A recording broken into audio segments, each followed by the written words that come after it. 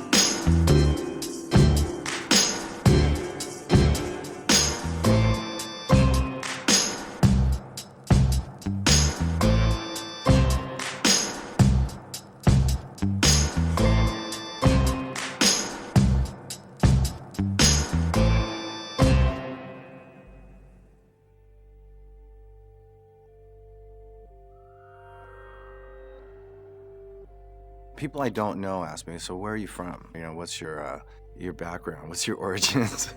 Then they usually think I'm either Latino or this or that or the other. They think I'm Jewish. I'm in the Jewish Book of Famous People. But as far as, on the professional level, I think it's pretty common knowledge that I'm half black or whatever. I was never really fazed by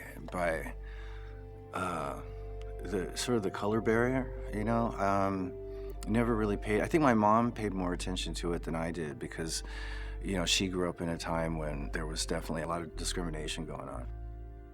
But I think ignorance is bliss in some ways. I just never paid that much attention to it. I obviously wasn't all the way black and I wasn't all the way white, so I was sort of stuck somewhere in the middle. But, I was sort of always an outcast in everything anyway, so it didn't really faze me. When I was probably like 8, 9, 10 years old, I used to hang out over at my Aunt Johnny's place, which is basically, South Central LA, and that's where my cousins lived. Wayne and Edward, my two cousins that I would hang out with. All the funk music, Funkadelic being one of the, and all that stuff, and they could both play. They were just naturally pick up a bass and drums and just play, not knowing what they were doing, and they were amazing. And so once I'd picked up guitar, by the time I was 15, I would go over there and I would jam with those guys. I mean, I know that all the British guys were so influenced by black musicians to have Jimmy come along and be able to take the music that was so popular at that particular time and bring this element to it, which is uniquely black. It was pretty awesome. I had one band called Snake Pit. I hired this singer, and his name was Rod Jackson, and he was a black guy with a pretty, sort of old school soul kind of voice. As soon as I turned in the material to, I think it was Interscope, Jimmy Iovine, he was like, "Oh, we love it, but we're not sure about the singer." They could relate to the sort of heavy rock and roll kind of things, but then mixed with that kind of a soulful voice, which I thought was perfect. They couldn't relate to it. As far as being black and, being in Guns N' Roses, I think the only time there was a realization in the ethnic difference between myself and, say, Axl was when we put out this song called One in a Million that he wrote. The lyrics in it were, I can't even remember. It was just immigrants and faggots and police and niggers. And that was the first time that I was like, I don't really feel comfortable with you making these statements. Suddenly, the fact that I was black became very apparent to people on the street. A lot of black dudes would come up and go, why did you allow that to happen? So they all knew. I didn't really ever think about who thought where I was from that much, I think I've been true to my roots as far as what kind of guitar playing that it is that I do. And so no matter what kind of music I'm doing, I'm pretty much sort of stick to my guns as far as the style that I do.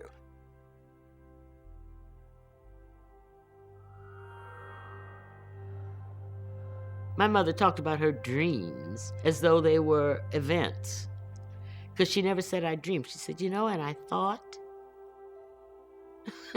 If you have no access to the political life or the governmental life or the institutional life of your world, you do reinvent or invent a reliance on religion, magic, something else that's yours. I didn't feel um, the threat of being a woman. I was encouraged by my father to think that way. He thought I was the smartest thing in the world. Me and my sister, he thought we were lovely and sort of charming, but tough. As a young girl, 12 years old, I'm working in somebody's kitchen a couple of hours after school, $2 a week. But I don't know what I'm doing. The woman has equipment I never saw before in my life. I don't really know how to scrub the floors. So she would complain. So I'd complain to my father. And he says, "You don't live there. You live here with your people. Go to work, get your money, and come on home. You don't know what you're doing, learn."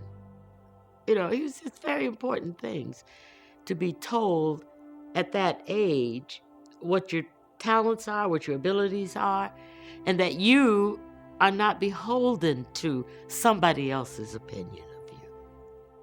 My sister, who's older than I am, got married when she graduated from high school. She didn't want to go to college. I did. So I went to college. And my father was very proud of that. And my mother was very proud of that. And they promised me they could do it for a year. They said, "We only have enough money to do it for one." I said, I only need one, I said. Then I learned that among white girls of a certain age, that was not common, that they educated the boys. That for a girl to go off to college before the boys was, not unheard of or rare. No, it's entirely different in the black community, it seemed. The fathers pushed the girls to go to college, even if they couldn't send the sons, because the girls, if they went away, could get nurturing jobs, teachers, nurses, some non-threatening thing. If they pushed their men, their boys, they would, want to be promoted. They might want to get a little high. They would be in a rivalry and confrontational situation. So that's like the race itself decided how to survive and reproduce itself in levels. Writing for me is the only free place. It's the only place where I'm not doing what somebody else wants or asks or needs. Writing is mine. So winning the Nobel Prize, suddenly I am in a different league, not just out there in the world, but in my head.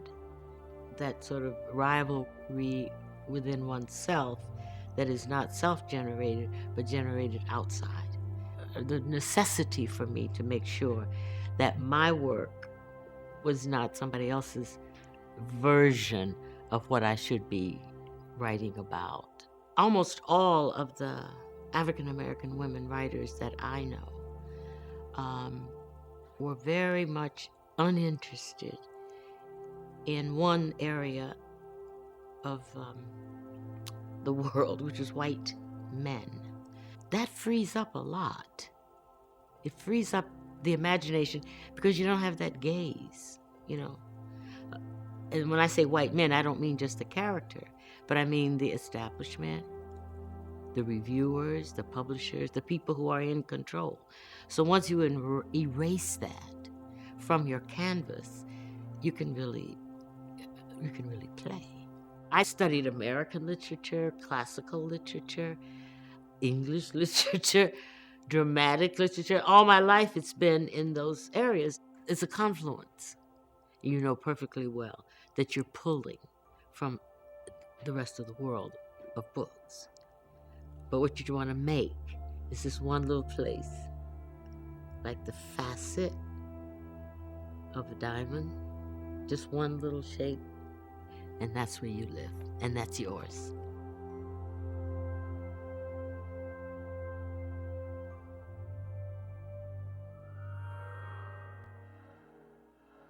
I did a TV pilot called Renegades, it was all this slang that we didn't understand. And we were just like, what is this? I never heard this word before. And we went over to the director because we didn't even know how to say the line because we didn't know what the word was. And he didn't know. And we called the writer to ask what it meant. And he said he just made it up. When Robert Townsend and I decided to do Hollywood Shuffle, ignorance was our greatest asset. We didn't know we weren't supposed to be able to make a movie without money, without experienced people, without permits. I mean, we had a van, and we'd put all the equipment in the van, and we'd have somebody stand on the corner and look out for the police, and we would film, and if they whistled, we'd throw all the stuff in the van and take off and come back 15 minutes later. One of the first ideas that Robert and I had was a parody of horror films, and the idea was to take black people and put them in a horror movie and see how they react to these killers versus a white audience. Black audiences always laughed at white people in horror movies because they did the exact opposite of what we would do. I just saw something on the internet that is just so typical. It's at a high school. These two young white kids are pulling pranks on the students.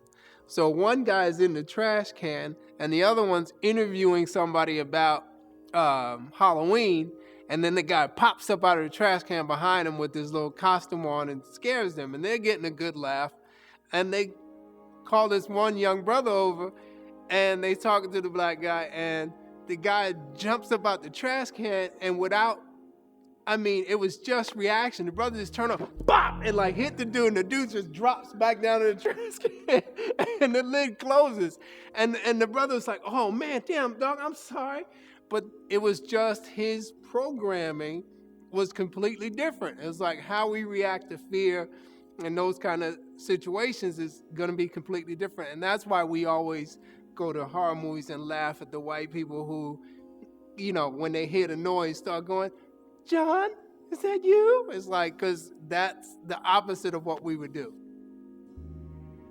I'ma Get You Sucker was initially only released in 5 cities, and none of them were New York or LA.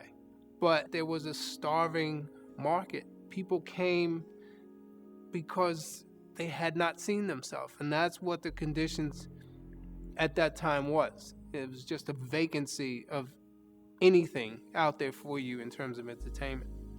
Journalists would ask me about negative stereotypes and do I think that I'm confirming for white people what the ideas of black people? I said, this is a comedy. I said, this is like Airplane. I said, I grew up watching the Three Stooges and I never thought, wow, white people are crazy. When I was doing In Living Color, it wasn't about doing a black show. I wanted to do a show that was really about everybody. Everybody that Hollywood didn't know what to do with, I knew what to do with. My comedy education wasn't just Richard Pryor and Red Fox and Moms Mabley and people like that, but it was also Monty Python and it was Cheech and Chong.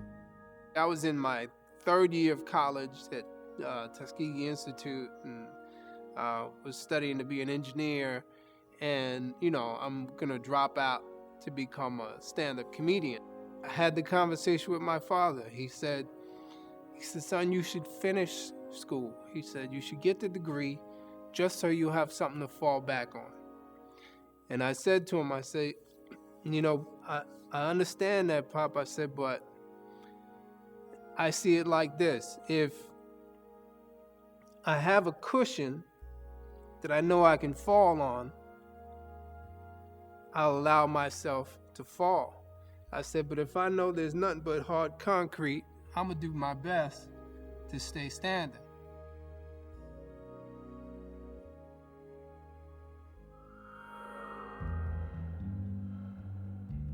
I think had I finished high school, got a job in the post office, bought a little white house with green shutters and a white picket fence, nice wife, 2 children, cut my grass every week, my father would have said, "That's a very good life." My mother said, "There is something beyond that, and reach for it, boy, go for it." In elementary school, early on, she became president of the PTA. When I moved to a second elementary school, she became president of that PTA. And I asked her once, I said, "Well, why do you do this?" And she said, "Number one, if I'm going there and if I'm going to be involved, I think it's going to be better for my boys. And if it's better for my boys, it's going to be better for all of the other children in that school." But when I went to piano lessons every Thursday, I had to walk through the Clark College campus, Atlanta University campus, and the Morehouse College campus. And I was in awe of these buildings. And I can remember coming from the Ashby Street Theater one Saturday, and there was Dr. Benjamin Elijah Mays, the president of Morehouse College, walking across the campus, and I'm 20 yards behind him. And I find myself trying to walk like Benjamin Elijah Mays. My relationship with Thurgood begins at an NAACP mass meeting in Atlanta. And as we were leaving the church, I said to my father, "Hey, Daddy, I'm going to be a lawyer like Thurgood Marshall." And my dad looked at me as if I had lost it, and we never discussed it again. I applied to seminary and I applied to law school. I spent the summer of 1957 trying to decide whether I was going to spend my life at the altar or at the bar. In the process, I discovered sin and I liked it. And I remember when Wiley Branton moved my admission to the U.S. Supreme Court. As I took down my hand, I looked up at Thurgood Marshall, and he winked his eye. It was sort of the laying on of hands. It was saying, "Go ahead, my man." When I left the Urban League to go practice law, I was basically underground until Clinton asked me to chair his transition. So I came back. I sort of liked the in and out process. There is a definition of Black America, but no definition of white America. And we are just as mixed up in views and needs, aspirations as any other group of people. It's never been monolithic. There's always been dissent. There's always been a difference of opinion, a difference of approach, and that's healthy. When we went across the Edmund Pettus Bridge, we did not say that we would all come out thinking alike and singing alike on the other side. All of my career, I've just tried to think forward. No matter how dire the current situation was, it's got to get better.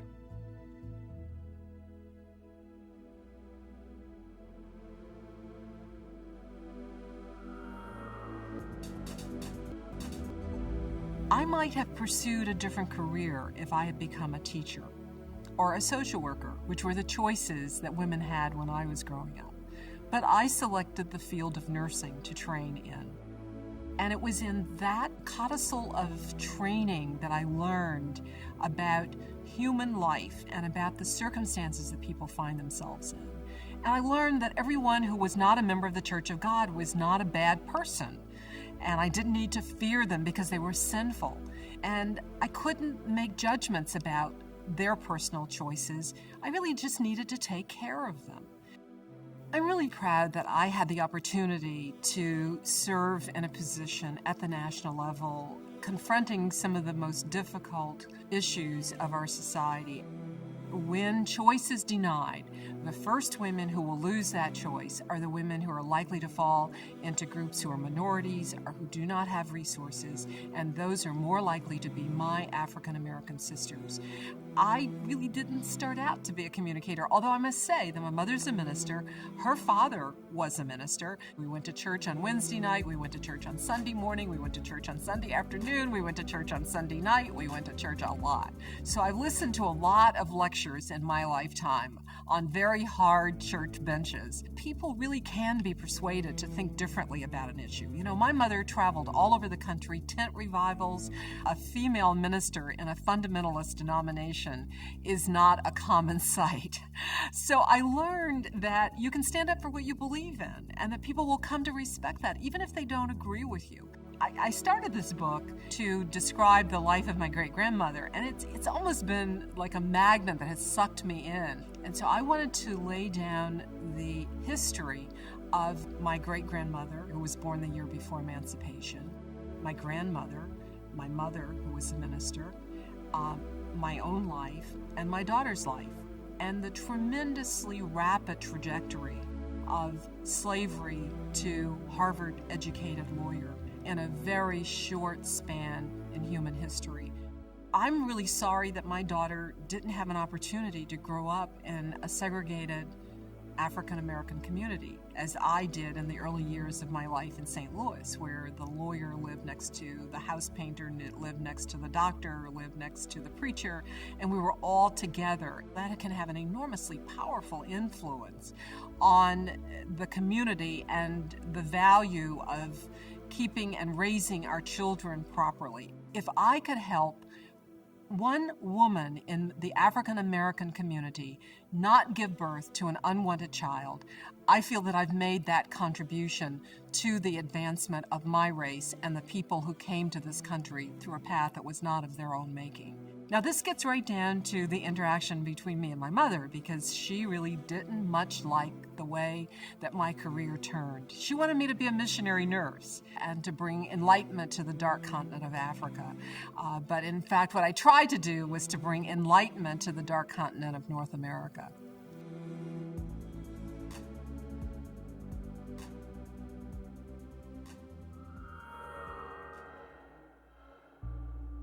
I remember when I was growing up, when my father was president of the NAACP in New Orleans, at the same time that Medgar Evers was shot in front of his house in Mississippi. So I remember that people would call and make death threats over the telephone.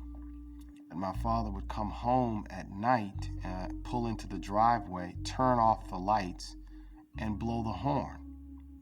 So my mother could come out to just make sure that there was no one there. My father's career, in many respects, for him to become mayor in 1977 was really the capstone of a career which began in the 50s when he was a lawyer for the NAACP Legal Defense Fund alongside A.P. Turo and Thurgood Marshall and all of the others, Connie Motley. He became the first African-American elected to the state legislature in Louisiana since Reconstruction, first African-American judge. His career was symbolic of the change that was taking place in the South, taking place in Louisiana, and taking place in New Orleans. Katrina is an American tragedy.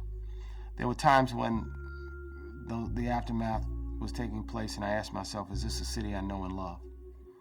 It's as though certain people after the hurricane cheered that a lot of African Americans were displaced. You know, the cocktail commentary was good. These folks are gone. We will rebuild the city without them. I don't understand it. One of my sisters completely lost her house. Had 8-9 feet of water and the house just did not survive. I have so many friends, some of whom lost family members to the flooding, and then friends whose family members have not been able to survive the aftermath of the storm, the stress, the pressure, the depression. What the jury's still out on is the question of why there were 4 or 5 levee breaks in the days following Katrina. For New Orleans to move forward, it cannot be a house divided, it has to be a house unified.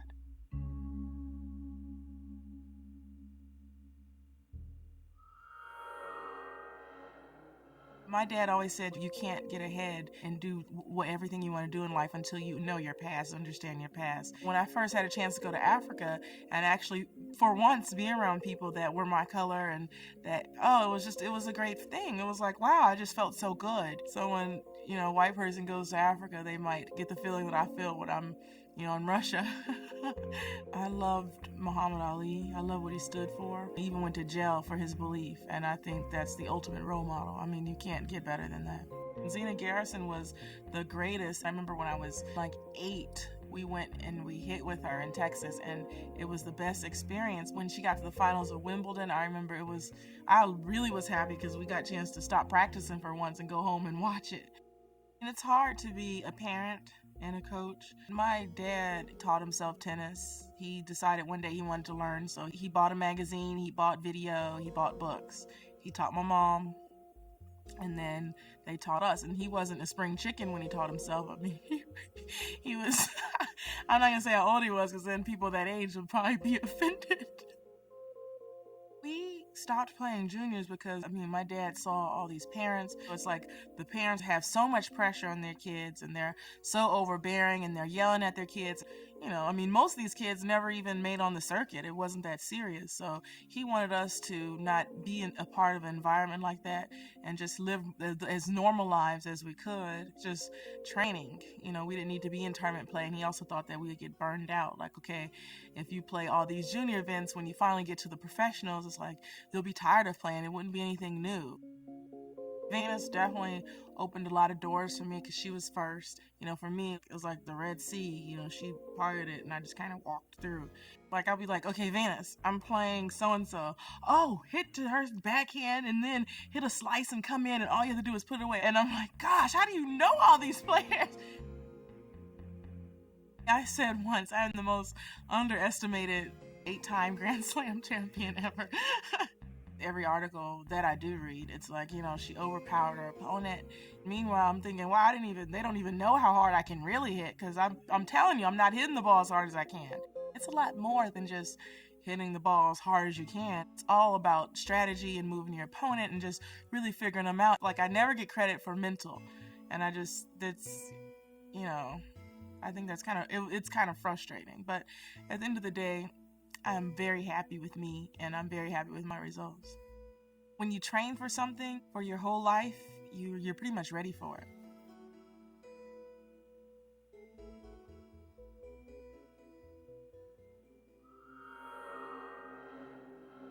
Very fortunate neighborhood, Coney Island, after the Depression. If our parents didn't get home in time for dinner, I had a choice. I could go and get some gefilte fish with Izzy, or I could go down the street and get some corned beef and cabbage. It was not until we left there and got into the reality of the rest of the world where the racial problem existed. A lot of us, of course, gravitated to Greenwich Village because that was the same society. I was a hippie, I was a beatnik. Ran a hootenanny in the village from 1959 to 1962. The reason why I was down there in the first place was the Blacks. Jean Genet's avant-garde theater called The Blacks on St. Mark's Place and 2nd Avenue. Of course, that later became the Negro Ensemble Company. But in that original cast, I get goosepimples when I talk about it. In that original cast was Roscoe Lee Brown, James Earl Jones, Cicely Tyson, Maya Angelou. Out of that came the Roots people, obviously, and all the stuff that happened in theater and in early television, which was New York, from that one production. We were one amorphous, wonderful, creative bunch of people. So you'd see at Wilt's, Small's Paradise, you'd see a big table, there'd be Godfrey Cambridge and Raymond St. Jacques and Cosby and myself, not wanting for anything, but enjoying ourselves and telling jokes. A brilliant actor by the name of James Edwards, who played the character of Coney in a film called Home of the Brave. He came very close to getting an Academy Award. The scuttlebutt was James Edwards had an affair with some Caucasian actress, and I won't mention her name. And something happened in public, and that was the end of James Edwards. I created what is called, I'm going to give you what you want. I'm going to act like you want, and I'm going to speak like you want in order to get this job. and to further my career, all the way to the Academy Award. Now, when my contemporaries have won the Academy Award, their careers went crazy. I didn't get a phone call for a year and a half for a job.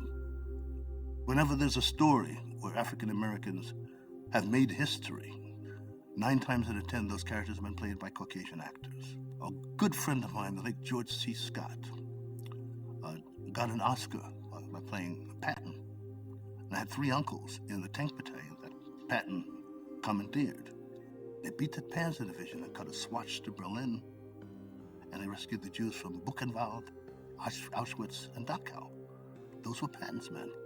So I'm watching Patton, and there's only one African-American actor, and he's playing Patton's valet. And you know who that African-American actor was?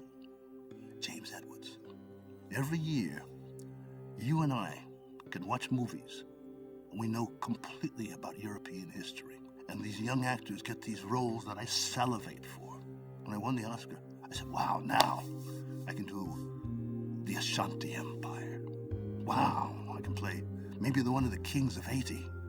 I wanted to play Kwame Nkrumah, and I was turned down. And I had to settle for being second best to people who never did win awards. I was madly in love with Diana Sands. She played my wife in The Landlord, and Al Ashby got to do The Landlord as a reward for winning the Oscar for his editing work for Heat of the Night. So me and Diana had a love scene, and she was light-skinned, but she had these African lips. So we had to kiss. And we kissed the way we would do off camera. I was kissing and stuff. And Hal said, cut. And he went to his first assistant, who was an African-American by the name of Kurt Baker. He says, how can I say this? Kurt says, just say it. So Hal comes up to me and says, let me explain the new lens. I said, what do you mean? Well, you see, your eye on this new lens is going to be at least 5 feet wide. And your lips and your kiss is going to be about this big. So when you guys are kissing, you're going to be all lips. I mean, we took 15 feet of lips up there. Because we was, so we had to learn how to kiss like this.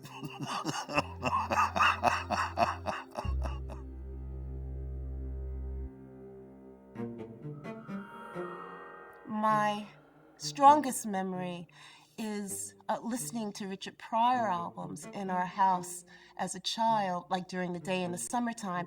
And then, of course, which everyone does if you had that, you imitated Richard Pryor. It was this amazing use of language and description, drawing a picture of American life as well that he depicted in his performances. That was really, really informative about language and really informative about storytelling. Within America, there is this thing of just trying to define ethnicities very narrowly and forgetting kind of the history. I grew up in a way that, there were Cubans, there were Black Cubans, there are Jamaicans, there are African Americans, like all in one family. There are huge differences in terms of identity, in terms of how people look at themselves. The Cubans, circa 1970, like, no, honey, I ain't Black. No, I'm Cuban. No. My father, who was Cuban, and his name was Elian, and during the Civil Rights era, adopted this whole alternate identity of calling himself Danny, and kind of complete erasure of his accent, because he realized it was really complex in terms of the way Black people spoke about race, in terms of the way white people talked about race, in terms of people from different ethnic groups, their assumptions or prejudices about different groups, and he felt that taking away his accent is kind of being more a fly on the wall. Having grown up and seen all of that, for myself and part of the work is kind of broadening what we think of as identity, that they are all constructions. Part of what I have done thus far in terms of the photographic work and the filmic work is that there are open-ended kind of narratives. For instance, nothing really happens in Corridor. It's just 2 women in these architectural domestic settings, and they just go from their day to day. It's to kind of suggest a particular time period and having the viewer try to interrogate, well, what is going on in this woman's head at the moment of emancipation, or what is going on in this woman's head at the midpoint of the Civil Rights era. And so maybe that might get a viewer to think about what they're thinking about now, given that the political period that we are in at present.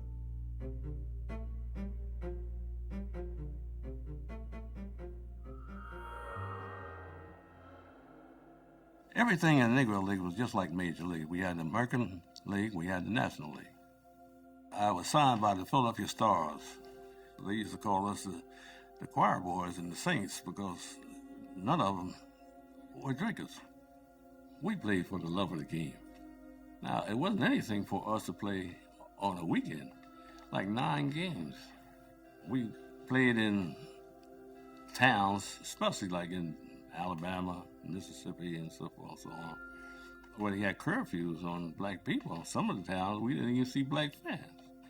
And to me, it was heartbreaking, because I never was used to anything like that. Well, they called us all kinds of names, and that's when they had all that segregation down there. They had the Klan.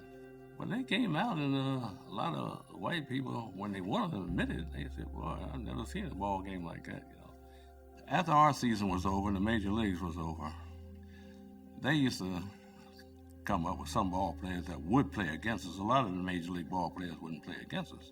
In 1940, I was voted the Rookie of the Year from the league.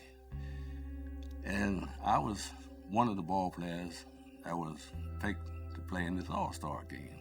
So I was a little shaky, all these Joe DiMaggios and all that kind of stuff. The first time I came to bat, I hit a double to right center field. I'll never forget it. The next time I came up, I hit one to left field, and I was sliding into second base because in those days, I was pretty fast. I said, it's just a matter of the color of the skin. Jackie was only in our league for 1 year. That was 1945.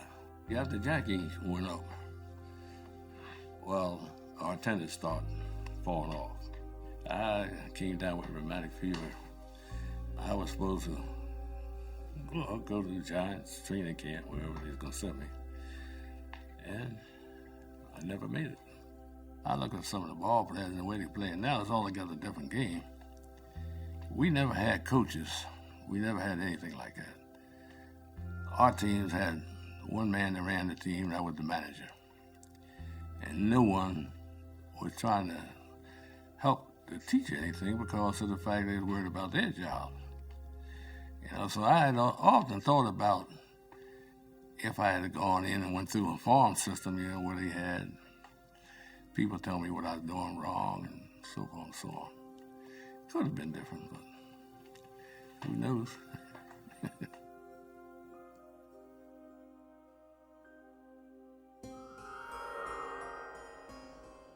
I grew up in a house full of books. Both of my parents were educators. So we actually had a second basement that probably had somewhere between 8,000 to 10,000 books in it. My mother had me take speed reading when I was in the 3rd grade.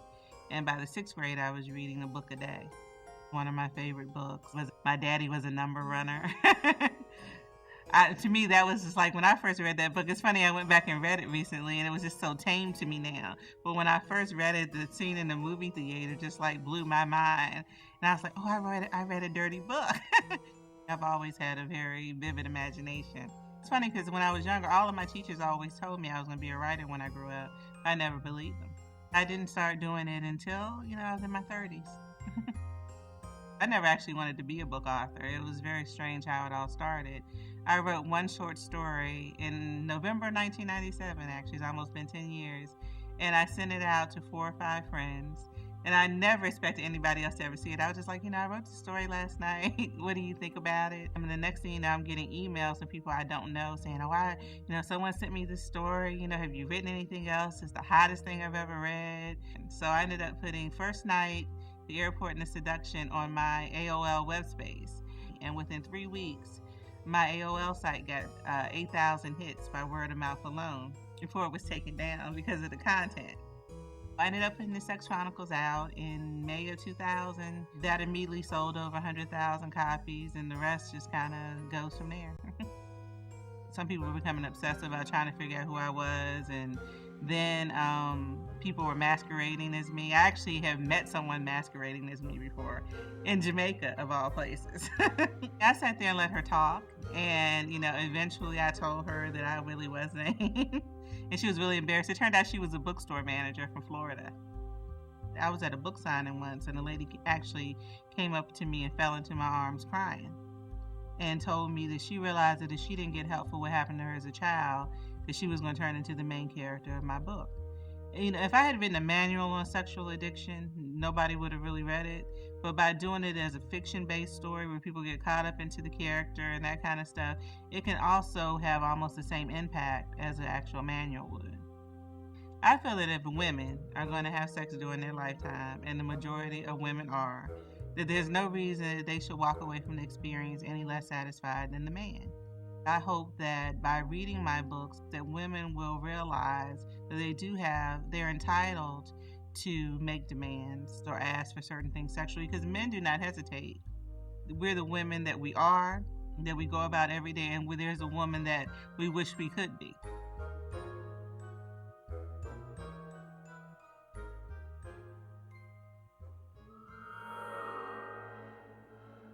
"37 Psalms. Fret not thyself because of evildoers, neither be thou envious because of workers of iniquity." And around the 25th verse it says, I've been young, now I'm old, but I've never seen the righteous forsaken. The strange thing, I've never said this publicly, is James Brown used to read that all the time. And when he died, I was with his children when they opened up his house to claim his personal effects and prepare to get his clothes for the funeral. And next to his bed was the Bible open to the 37th Psalm. You know, there were maybe 2 or 3 blacks before him that went mainstream, Nat King Cole, people like that. But James Brown was the first one that made mainstream go black. It's hard to grow up with that reference point to manhood and not internalize it. So I learned a lot of politics being around, you know, Shirley Chisholm and Jesse Jackson and others. But I learned manhood from James Brown. And I guess even subconsciously, when I would come back to New York and begin activism and we were still close, I kind of brought that into my activism, kind of believing in the picture you painted in your own mind. I got that from James Brown. In fact, he loved controversy. He would say, that's good. You want everybody talking about it because that's the point to move forward.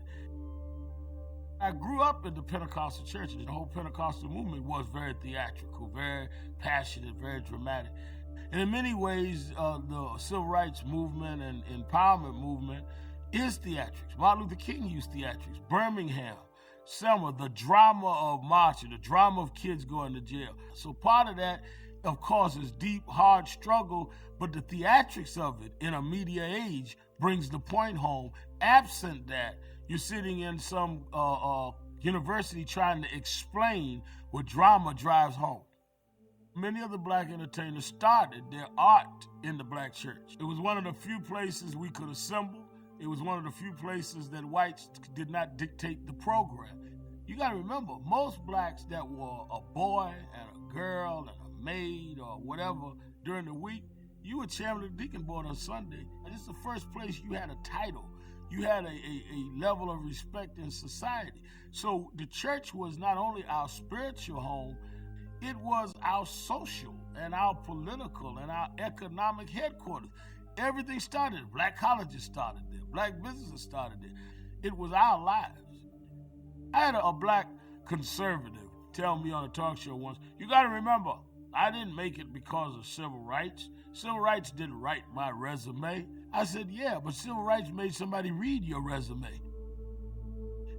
I wanted to run for president because I wanted to put us in the debate. No matter how eloquent somebody says we're beyond race, we're not. Just look at the facts. We are still doubly unemployed to whites in America today. We still are incarcerated at a higher rate for the same criminal accusation, same criminal background. We still are 3 times more likely to be turned down for a bank loan with the same credit, same income. I knew it was unlikely I'd be president. Even if everybody running against me died, they would have found a way to go and make somebody else president.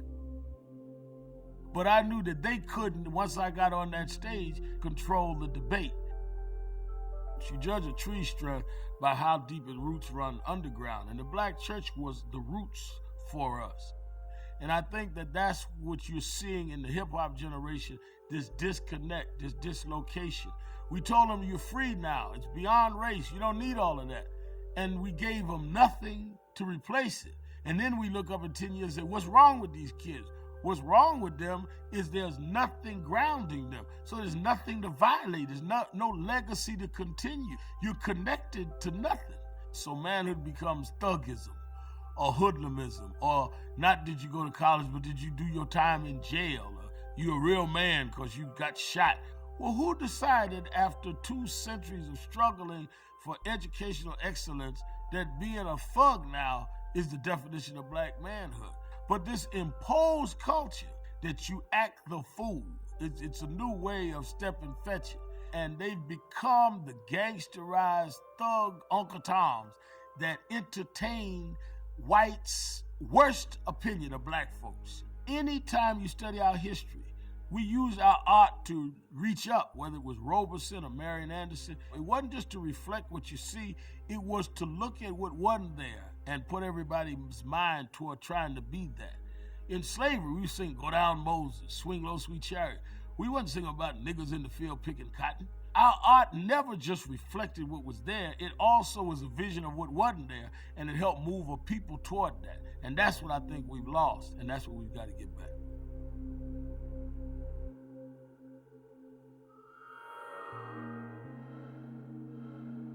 I grew up in Inwood, the northern end of Manhattan, and it was a Revolutionary War battlefield.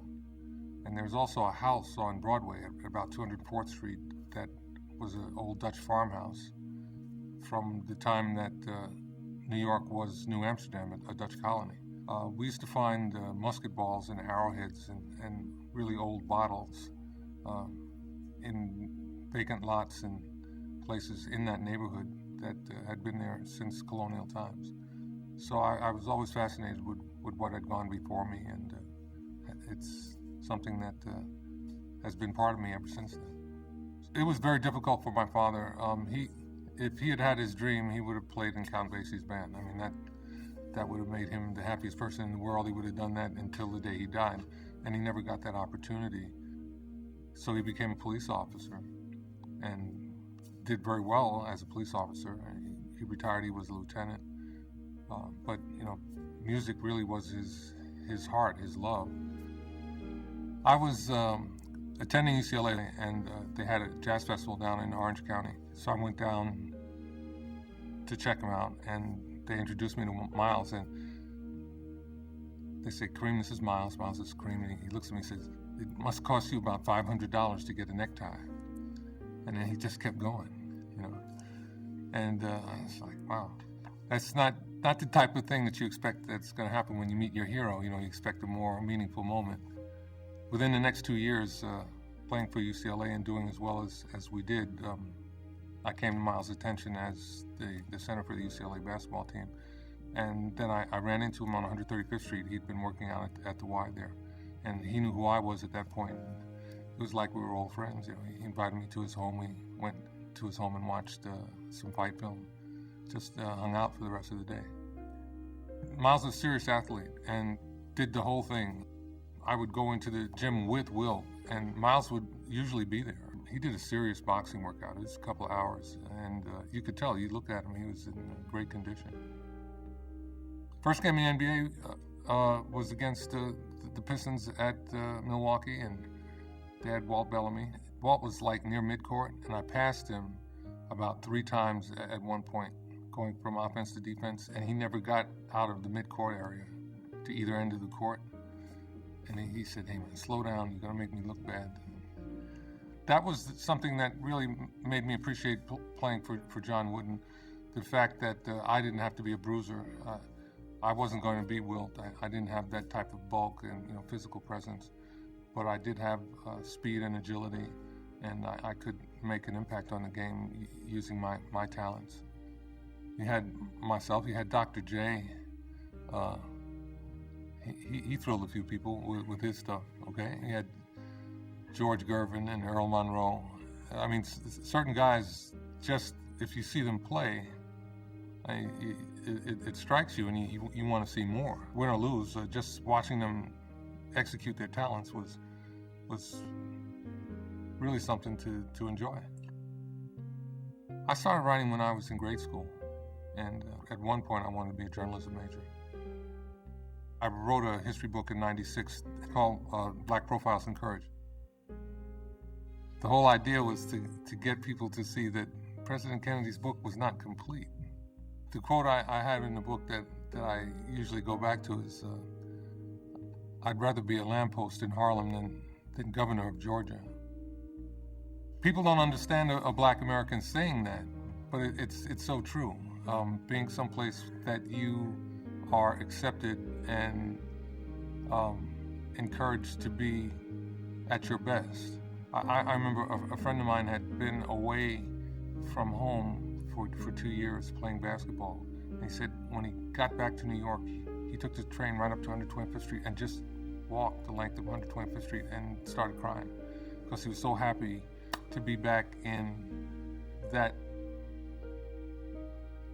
cradle. It's like home.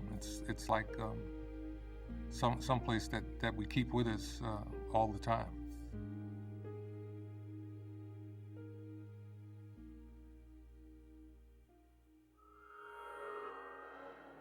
I became a curator at a moment where there hadn't been many black curators in mainstream institutions in this country. I grew up in the city going to museums. It's really how I decided I wanted to spend my life in a museum. And the only way to be able to do that was to work in one, really. One of the funniest experiences I had when I began working in the art world is that people always assumed I worked for Thelma Golden, not that I was Thelma Golden. The first artist that excited me would have been Jean-Michel Basquiat.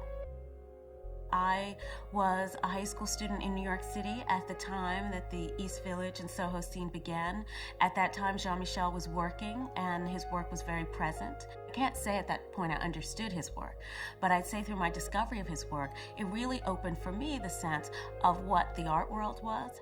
We've had a long tradition of black artists whose work has gone at the heart of speaking about the injustice of this society, but we also have a tradition of artists who have made work for the pure pleasure and joy and beauty that art can bring. And I don't think either of those things makes them more important or less important or more authentic or less authentic as artists in our culture. Can they separate their own life from politics? Perhaps not. But can they separate their work? Certainly. The Whitney was an interesting situation for me because on one hand, as someone who's just interested in art, all kinds of art from all eras, it was amazing to work at this New York institution that really defined American art. But also, I could not be at the Whitney and not acknowledge the legacy of exclusion.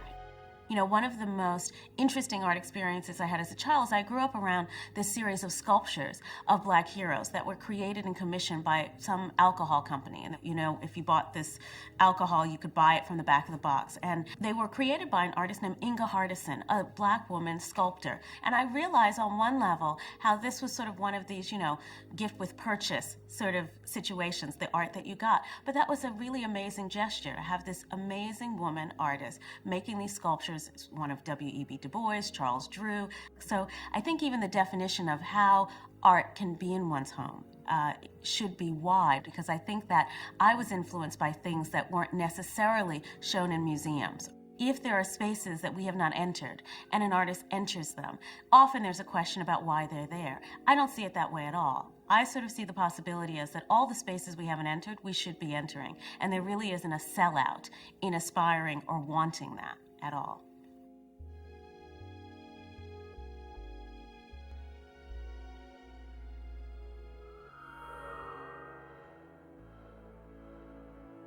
It was two completely different worlds, working at MCA Records and also going to Howard University. You know, there were a lot of people that were saying that I was crazy. You know, I would walk around with my briefcase and say that I was going to be the next Berry Gordy and I was going to be a music manager and I'm going to be a mogul one day. You know, if you was coming up in the late 80s during the time of crack, you was either going to be on crack or be in jail or die. You know, I think you had to be a little crazy to really make it out of that time. I first met Biggie in early 1993. I was looking for someone to kind of rival LL Cool J, like a sex symbol type. And and so I had called around and I had asked if anybody knew of any new talent and they told me about this guy named Biggie Smalls from Brooklyn. I was like really looking for a cliche, curly hair, light-skinned cat, you know. And you know, Biggie was blacker than ever. To be honest, I haven't signed any light-skinned guys. The thing that really shocked people was when Biggie admitted that, you know, being young and black and living in America makes you feel like you want to kill yourself. Hip-hop was a forgotten generation. The music programs were cut. We didn't know how to make any music. So we started putting on records and just looping the instrumental beats. We just created our own world. I think it was a way also to not really get mad, you know? We always use like the finest brands to associate ourselves with. That's why we talked about Bentleys and yachts and Cristal. But we were having an effect on these brands' bottom line, whether it was Cavassier or Cristal or Timberland or Nike. But you know, we weren't getting paid for it. A lot of these huge companies just started slapping us in the face, whether it was Cristal saying they didn't want black people drinking their stuff, or you know, Timberland saying that they don't make boots for black people. And so we just started making our own boots. I was walking down Times Square and they had just put up a new billboard of myself. This is the home of the Marlboro Man. You know, you got that redneck white Marlboro Man, and then you know, then now you got this young black guy, and he has the biggest billboard in Times Square, and it's like 50 stories high, and they know the whole world's gonna have to come into New York and see this message of black power, you know, with my fist in the air. And I didn't realize it was gonna be that big, so when they had put it up, I just stood up and looked up at myself for like 3 hours. It wasn't an ego thing. It was like now maybe people are finally get, you know what I'm about. I'd rather show kids that than to constantly see the cutaways of television of us just living in the projects. You know, my whole life, you know, I just wanted to be somebody.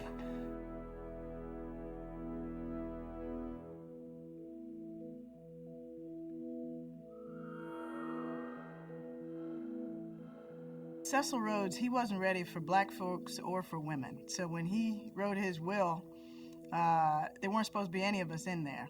And Alain Locke, 1907, he snuck in. Nobody was supposed to know he was black. We just celebrated his centennial of getting a Rhodes Scholarship. I wrote my dissertation on Zimbabwe, and I used Rhodes's money to go back to Zimbabwe and do my research on how Zimbabwe became independent and the role that the Commonwealth played in the transition of Rhodesia to Zimbabwe. So it gave me a great deal of pleasure to be able to go around tip liberally with his money all over Zimbabwe. When I started the State Department, I was 32 years old. I was African American, I was a non-career officer, I was a woman, and I was the mother of a 3-month-old infant whom I was breastfeeding.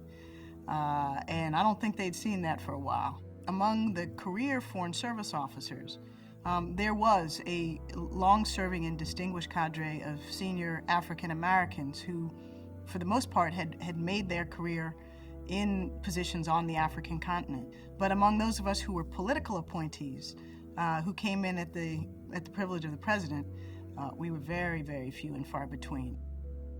In the 1960s, when we had Robert Kennedy and Martin Luther King building political platforms around the issue of poverty, it gained a salience that it hasn't achieved since. Politicians have become fearful of the kinds of solutions that are necessary to deal effectively with poverty. They mean that government has to play a role, whether it's through education, through health care, through equal employment, through equal pay. Just as politicians don't like to call themselves liberal anymore, I think they're scared of poverty.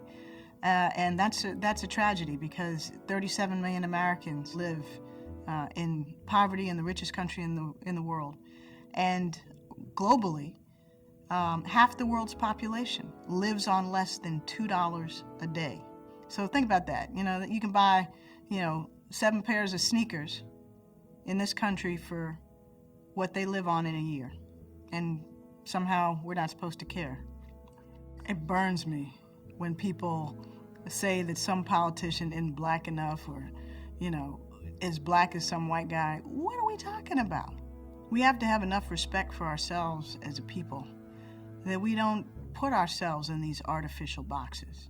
What defines us as African American is what we do with the gifts we have and whether we work to try to share them within and among our community and in the larger nation.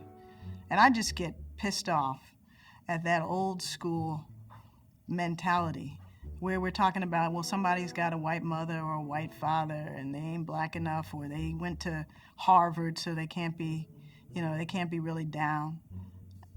When are we going to get past that?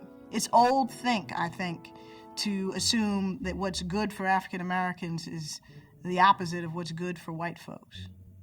Why do we have to have that zero-sum mentality at this point? Why can't we all get better health care and better education? I'm an optimist. And so when I get angry, it's easy for me to channel it into just doing more and doing it harder and trying to do it better.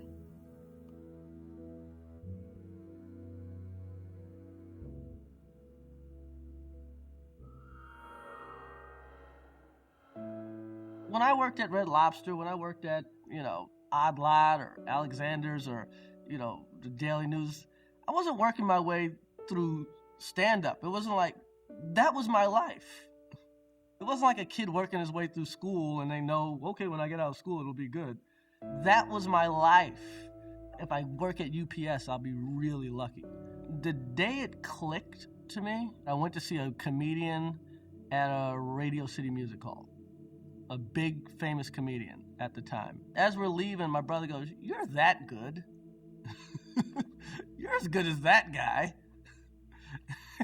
And it didn't dawn on me that I was so happy to be out of Bed-Stuy. You know what I mean? I was so happy to not be a busboy anymore. I didn't think, I could play Madison Square Garden or any of that stuff. I'm fortunate to come up in the time I've come up in. I've been able to reap the rewards of not only my work, but Richard Pryor's work, Bill Cosby's work, Eddie Murphy's work. I have a picture in one of my offices of Cosby, like a young Cosby with like a fedora and a cigar, like as cool as they come. And if you actually read the Richard Pryor book, Pryor Convictions, every time Cosby shows up in the book, he's actually the coolest guy in the Richard Pryor book. My daughter, Lola, goes to sleep with a little Bill doll. That's so cool, man. Like, how much I love Cosby, and just like, actually both my daughters sleep with little Bills. Eddie Murphy revolutionized acting. No one says that, but he really did. I just remember the way black guys used to act before 48 hours. And there was a sidekick way of acting that Murphy didn't incorporate. And Beverly Hills Cop, I don't know, it was just so effortless. And it's almost not acting, you know what I mean? Before that, black men would, it's very earnest and, I'm representing my race. And Murph kind of just made it, hey, I'm Axel, here's my badge, what's going on? The thing that black culture is missing, it's not the comedian thing. Somebody will be that guy. The real question is, when are one of these black girls gonna get their Streisand on? It's like, yo, I'm really about to set it off. I'm writing a movie, I'm directing a movie, I'm starring a movie. I can't wait to meet her. I can't wait to work with her. I can't wait to meet the female, Tyler Perry. That's going to be the next level. In my neighborhood, there's like 3-4 black people in my neighborhood in Alpine. And, it's me, Gary Sheffield, Mary J. Blige, Patrick Ewing. Hall of Famer, greatest R&B singer of our time, decent comedian. Who lives next to me? What's the white man next to me? He's a dentist. He didn't invent anything. He's just a dentist. That's what America is. My dad used to say this. You can't beat white people at anything. Never. But you can knock them out. Like, if you have 6 and the white guy has 5, he wins. If you're black, you can't let it go to the judge's decision because you're going to lose, no matter how bad you beat this man up. You're always black. There's always going to kind of be an overreaction one way or the other regarding your presence, be it good or bad. You know, Barack Obama, who's a great candidate, who I actually endorse, says like 4 words at a convention. He's the greatest man of all time. Just when you let Jackie Robinson in baseball, that doesn't mean it's equal. Baseball statistically isn't equal almost until the 70s. And you know, and why do I say the 70s? Because that's when you started to see bad black baseball players. The true equality is the equality to suck like the white man. That's really Martin Luther King's dream coming true, is guys sucking. I watch the Oscars. Okay, these are the people that made the good movies. What about the people that made the bad movies? That's most of the industry. I want to be like that. Not that I want to be bad, but I want the license to be bad and come back and learn.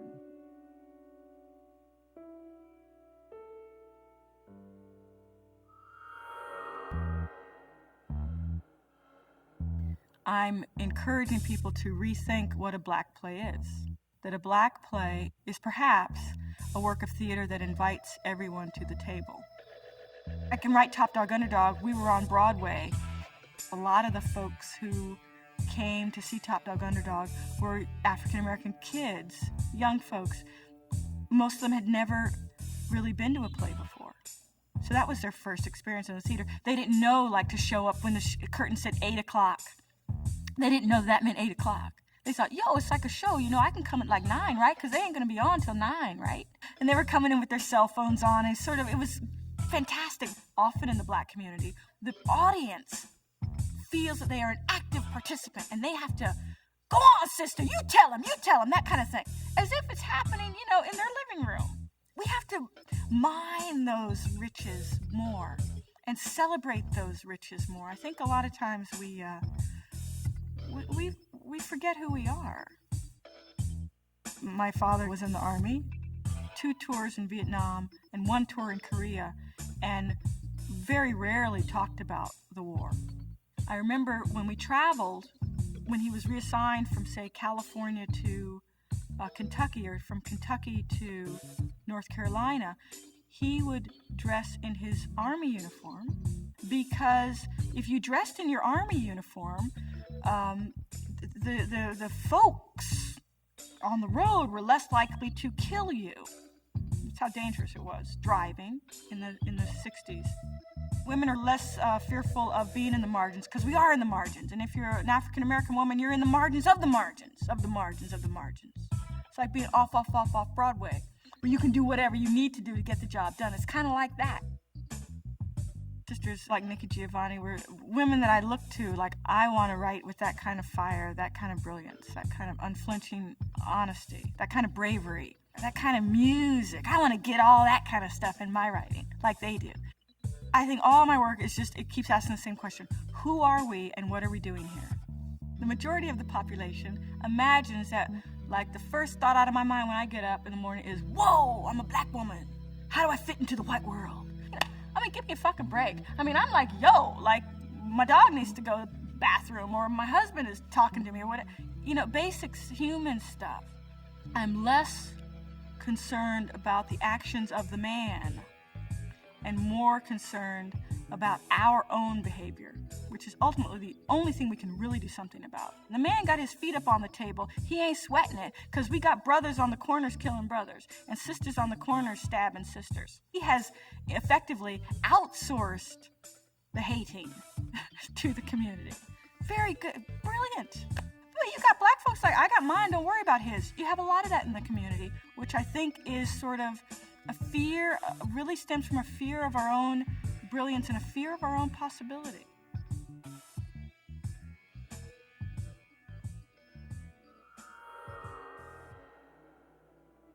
When I was a kid, I burnt my house down, like to the ground.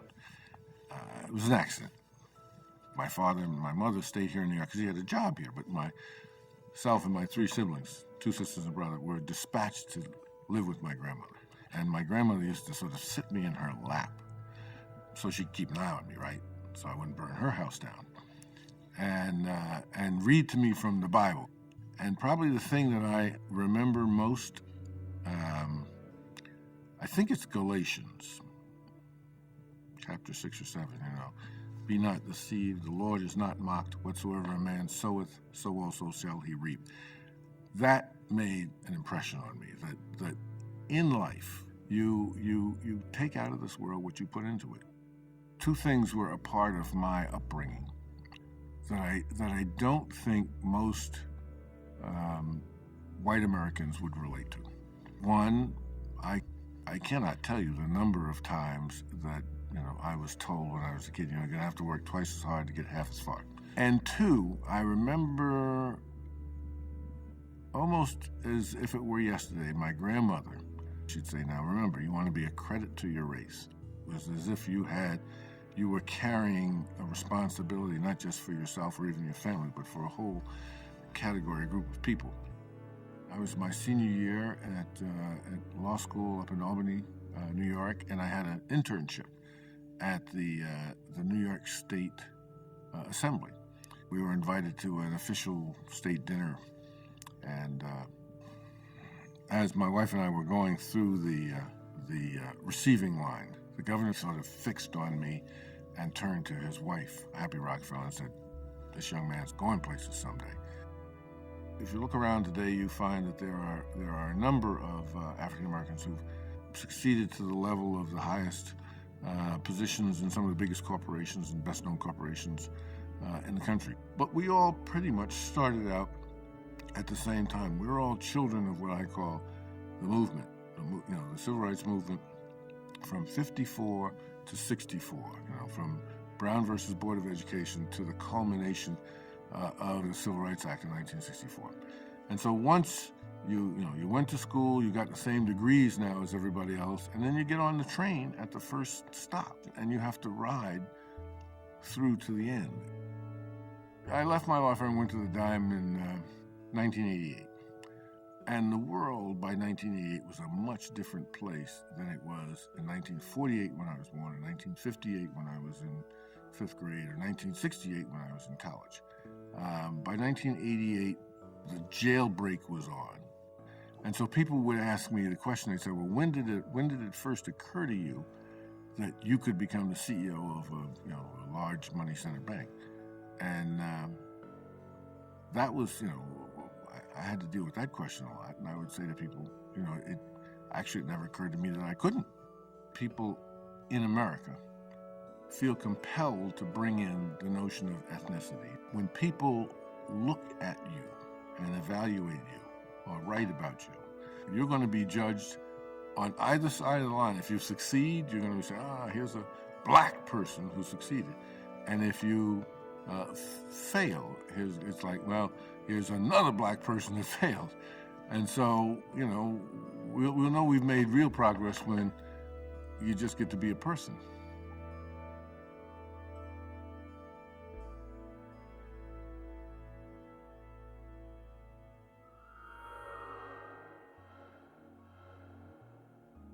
I grew up in the projects in North Philadelphia.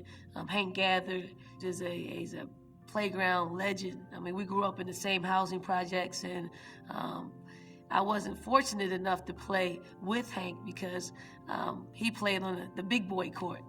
But you have to understand, when you're growing up in the projects, we find things to do 2 o'clock in the morning, just playing basketball. We would paint us a track, and we would run up and down. Any summer night, I was in one of those fields doing something. More than likely, it was basketball. And I would tell my mother that's where I'm gonna be. So she would come out and kind of just peek out to see if I was really out there with the guys playing, and I was. Once my mom found out that I was on the courts at 2 a.m. in the morning, she just let me go. My father, on the other hand, was pretty skeptical of me just always playing with the guys, and I never was playing with the girls. And actually, the times I did play with the girls, I found myself getting into fights. If I'm playing basketball with one of the girls' boyfriends, maybe she thinks more than basketball is going on, but that was the furthest from my mind. I wanted to play basketball. I wanted to win. I wanted to compete. This is what feels good to me. Playing with the guys felt good to me, and it felt very, very natural. I butted heads with all of my coaches, to be quite honest, because I had an attitude growing up as well because of where I grew up. I was a North Philadelphia kid going to Virginia, and I wasn't used to conforming to the ways in which they did things at Virginia at a higher education school. I was used to, if I wanted something, I'd go get it. If I wanted something, I asked for it. If I wanted something, I worked to get it. I wasn't used to just asking politely and being turned down. When I actually was at Virginia, there was this one incident. We get this call saying that, this young lady was about to commit suicide, and the only person she wanted to talk to was me. And I'm thinking, wow, I'm shocked.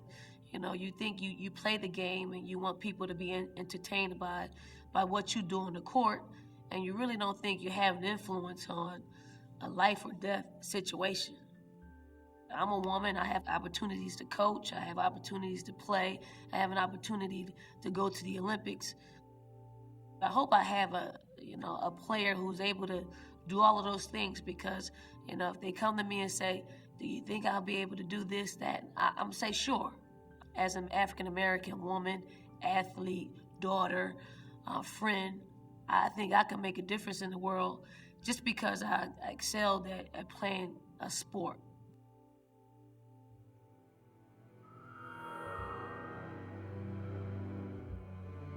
It was in 1948 that Truman signed the desegregation order. They didn't take it to Congress to pass a law. No law integrating the Army would have passed the Congress in 1948. But it really was roughly 1953-54, coming out of the Korean War, when the final desegregation took place and there were no longer any segregated units in the Army. I came into the Army 5 years after that, 1958. I was a 20-year-old ROTC cadet, and I came in second in the best cadet competition. And I was proud. Second is good. And I'd worked hard. But it was a sergeant who said to me, if you weren't black, you'd have made top honors. You would have been first. And these Southern professors of military science and these leaders from all of these Southern schools simply couldn't let that happen. I went back in the South, of course, after I graduated from college in 1958 to Fort Benning, Georgia, the Deep South, the really, really Deep South. The funny part of being a black soldier in Fort Benning, Georgia, with your wife in Birmingham, Alabama in 1964, and you're driving a Volkswagen, one of them Fern cars, with a New York State license plate on it and an LBJ sticker, was a chancy thing to do. Once I got stopped, speeding no doubt, from Birmingham back to Fort Benning, Georgia, somewhere around Sylacauga, Alabama, and I pulled over the side of the road. The state trooper came along, and I could see him in my rearview mirror as he approached, and clomp, clomp, clomp, clomp, knee-high boots, round hat, and he looked down at me, this black man sitting behind the wheel of his Volkswagen, and he looked down, he said, boy, you need to get out of here as fast as you can. And I drove off. One of the kindest things ever done to me. Very often I've been given assignments that were good assignments, and people said, well, you know why Powell got that job? They needed a black guy. And my answer to that, when I hear these rumors coming back, that's why you got the job, because you're black and they needed a black, I just smile and say, well, fine. For 200 years, I didn't get the job because they needed all whites. So I'm not going to argue about that. The only thing that's going to count now is not I got the job or I didn't get the job or how I got the job. The only thing that's going to count is my performance. One of my favorite stories is of a Civil War Confederate general who heard that the president of the Confederacy, Jefferson Davis, was going to start recruiting black men into the Confederate Army. And he wrote him, and he said, don't do this. You can't do this. Use Negroes for whatever purpose you want, chopping wood, digging trenches, hauling cargo. But you can't make them soldiers. Because if a black man can carry a rifle and defend the South just like a white man, then our whole theory of slavery is wrong, and we will fail. Pearlie Victorious, the musical, captured America at a time when blacks had to play this secondary role. Even when they were smarter than their white masters, they could not show it. It was always yowza, yessa, even though they were laughing behind master's back, because they knew more than he did. So Reverend Pearlie goes in and he saves the black church down south from racist old captain.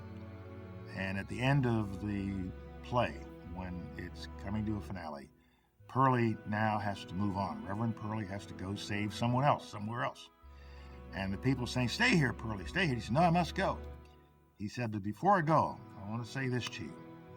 Let the Declaration of Independence inspire you. Let the Constitution of the United States protect you. And do what you can for the white folks." And I've never forgotten that, because what he was saying is, there are a lot of white folks in America who still have not crossed over. And it is an obligation of those of us of color to help white people understand that and to bring them along. We have progressed in this country to where blacks are in the most important positions in the land. 2 black secretaries of state, one following the other, 2 black national security advisors. One of the leading candidates for president of the United States now is on stage with the most famous celebrity in all of America, and they're both black.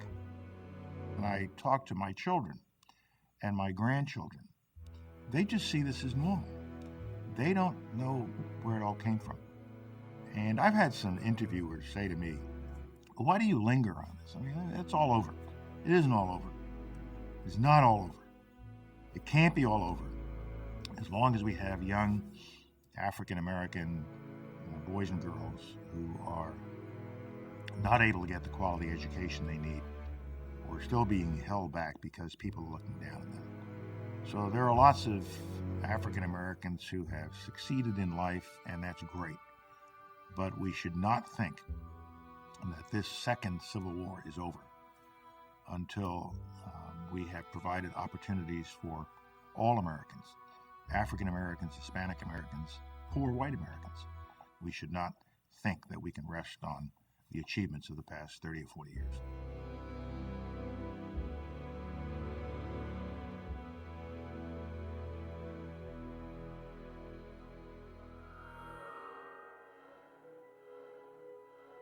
My mother's prayers, my father's wit, his stories, his cool, those are things they gave me. So I'm not saying that I'm deprived in any way. But this identity that came with my upbringing, it was not about the black church.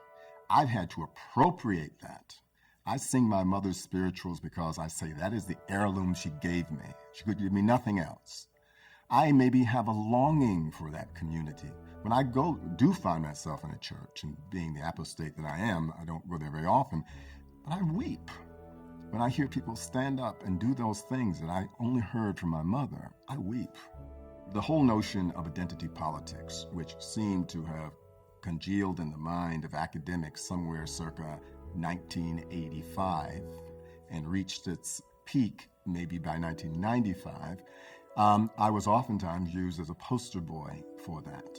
For some reason, I was on the stage with the likes of Carmen de Lavallade, Tally Beatty, George Faison, an interesting group of theater workers.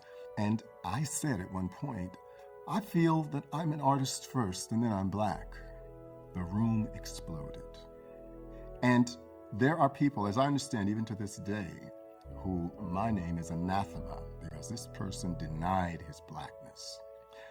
I thought that that's what a modernist artist was supposed to do, break out of categories. And I was a product of the 60s. We are not our bodies, all that stuff. Well, I got a lesson that day. Being a black man in the culture, something about it you got to get over. Remember that? Trying to get over. I was trying to explain that to a table full of my white friends about this concept, and they get an uncomfortableness and blank. Well, what do you mean? Well, am I telling you the truth, or am I seducing you always so that you won't know or won't recognize how fearful I am? The great dark fear in my life has been there'll always be a chasm between me and most people, be they black or white, because of the particularities of how I was raised in the world. I was expected to speak one way at home, but then when you go out in the world, talk proper, speaking 2 languages, putting forward signals that at once said, I'm safe, I'm not going to hurt you, I'm smart, I'm not stupid, you can respect me, and that you're not going to hurt me. I felt all of these my whole life, and I think a personality was developed out of that. That works in the art world. One who's kind of angry, has an axe to grind. Now, I have had to tame that, where they touch the button and suddenly I let you know I'm black and you're not, because that's, in a way, the society is fatigued with it. Oh, black rage, I'm so bored with it. You know, why don't you get over it already? You know, and look at you, you won a Tony Award. Look at you. You know, you were on Time magazine. What are you complaining about? You know, one of my gods is James Baldwin. You know, here's a small, eloquent, soft man with a razor-sharp mind, speaking the King's English better than most. His references are broad, and yet there was no doubt he was a down brother. So, authenticity, identity, love, faith. What is the idea of identity? Blackness should take a second level to the concern I have about human commonality, transcendence.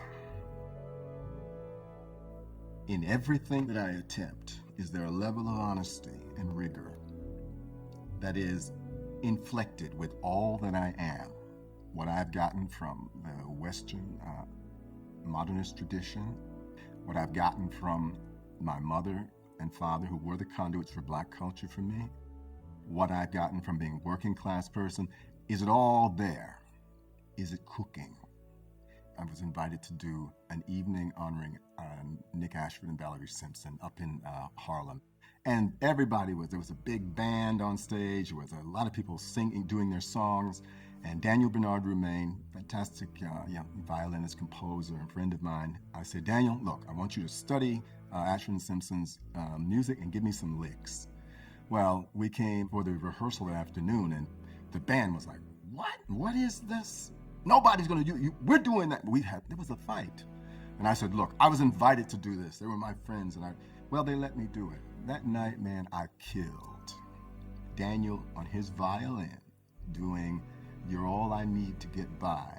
And Bill T. Jones and his doing the isolations that he has learned from everywhere, from Trisha Brown to Merce Cunningham to James Brown to Fela Kuti. It was all there. And it was smart, it was generous, and I think it was lovely, considering how the audience responded. Am I black enough? Man, I was black and more that night.